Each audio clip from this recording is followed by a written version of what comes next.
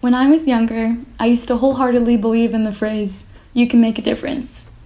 No matter how small, difference was this shiny idea of one person gathering all that they could and setting out to try to add some good into the world.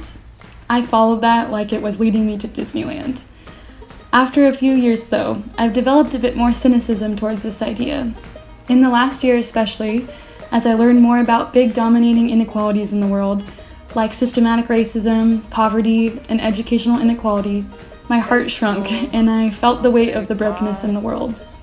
I questioned the goodness of God and why horrible things happen in the world on a deeper level than ever before. It all just seemed too big for me, or any one person, to begin to address. Everything seemed set in stone, like the tight, immovable structure of bricks. Intellectually, spiritually, emotionally, I felt hopeless. Like the car we were in was just going in circles, and the destination wasn't even in sight. We didn't even know where we were going. My response to this at first was to have a tight grip on the steering wheel. In one of our first classes, I had hopes that our 3 hours would be filled with intellectual stimulation and that the lesson plan would be perfect.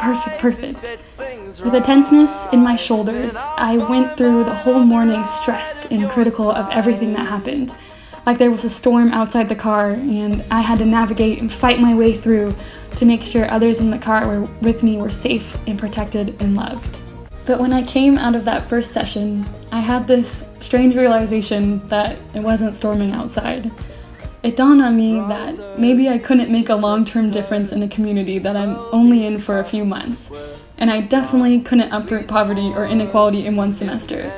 And for some reason, realizing that I couldn't just do everything all at once, it felt like all the weight fell off my shoulders.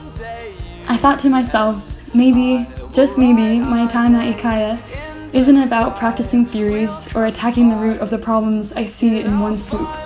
Maybe my goal in this time is way simpler than I thought. Maybe it's just to smile at the kids each morning to show them how excited I am to learn with them and make a fool out of myself, teaching them songs about crazy bananas and a moose who drinks a lot of juice. I don't really know where I stand on what it means to make an actual difference anymore. But I think I have a different lens now of how I look at this big difference we're all trying to make. There are different levels to it, a complex mix of failures and joys and little short-term and long-term things. And in that, I've stopped clinging to the steering wheel and allowed myself to enjoy the longer, messier, difficult road trip for what it is. I let myself blast Natasha Bedingfield and throw my hands out the window, and I dance and I laugh. And I smile at the people I get to share the car with for however long that may be. In my time in South Africa, I've learned about the joy that comes from being with and learning from others who are different on many levels. I've gotten to the messiness of what it looks like to love people, everybody and always.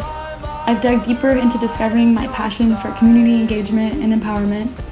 And through it all, I've slowly started to live out how God created me to be, to bring joy, to struggle with brokenness, and to express the things jumbled in my head creatively.